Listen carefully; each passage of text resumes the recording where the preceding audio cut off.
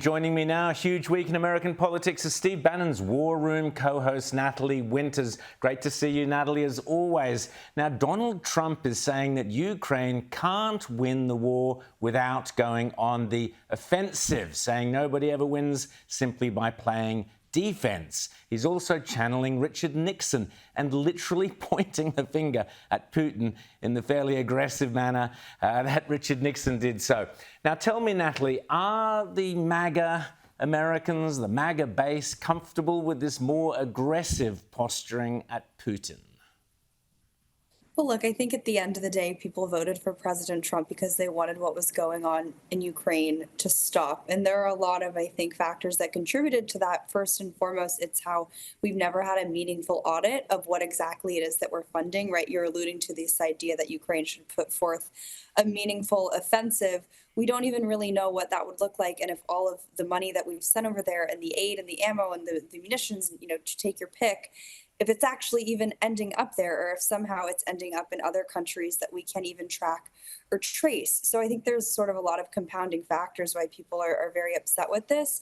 So when you start to see President Trump turning it on Putin, it's not necessarily that I think the MAGA base is upset about that because they defend Putin. It's just that's not necessarily moving, I think, in a peaceful direction, or at least de-escalating the situation, which is what I think people's primary concern is.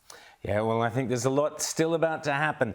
I wanted to ask you about this story, which always amuses me. Go woke, go broke, we like to say here. There's a company called Cracker Barrel. I think they're a kind of restaurant chain and in the southern states. And they've their traditional logo had a kind of guy sitting on a barrel, and this has been rebranded and, wait for it, decolonized. The new woke CEO has come out and said, oh, no, we've got this brand new, exciting new logo, which looks pretty ordinary to me. What did you make of it? I'll just play you the woke CEO first. And do you think we're going to see another Bud Light type thing happening? But just have a listen to her first. Honestly, the feedback's been overwhelmingly positive that people like what we're doing. I'll give you another soundbite. I actually happened to be in Orlando last week with all of our managers. We bring them together and once every other year. And the number one question that I got asked, Michael, was, how can I get a remodel? When can I get a remodel? How do I get on the list?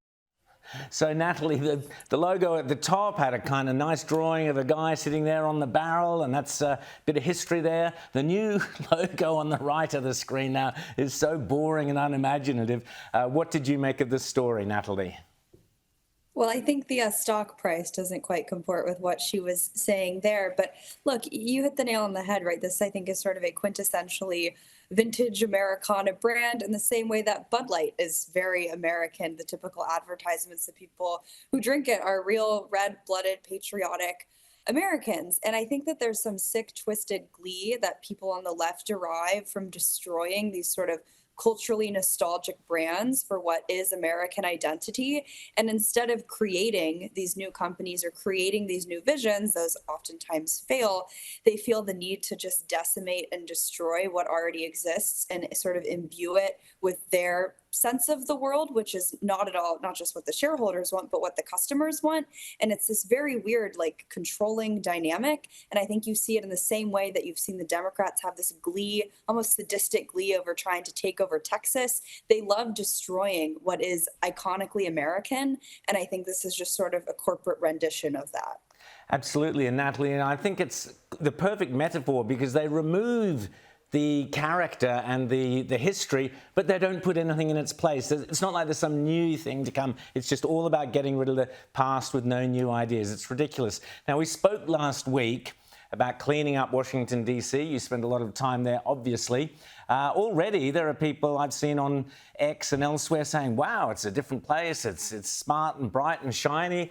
Crime statistics, apparently, even just a week in or 10 days in, are right down. The White House Deputy Chief of Staff, Stephen Miller, had a real go at those who were protesting. I love this. Have a listen. So we're going to ignore these stupid white hippies that all need to go home and take a nap because they're all over 90 years old, and we're going to get back to the business of protecting the American people. So, Natalie, other than the white hippies, old white hippies protesting, how are people in D.C., have they noticed the difference on the ground in Washington, D.C.?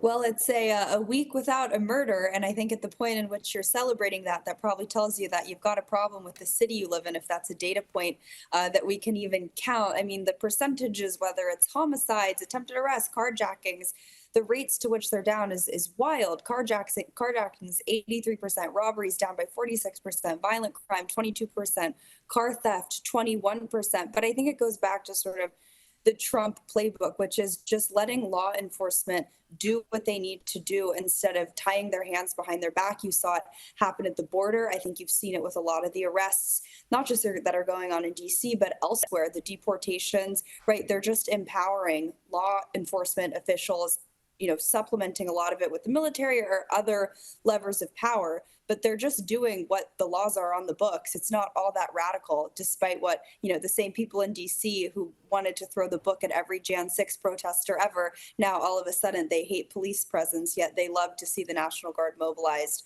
post Jan 6, 2020. Natalie Winters, always great to chat to you, and we'll chat to you again very soon.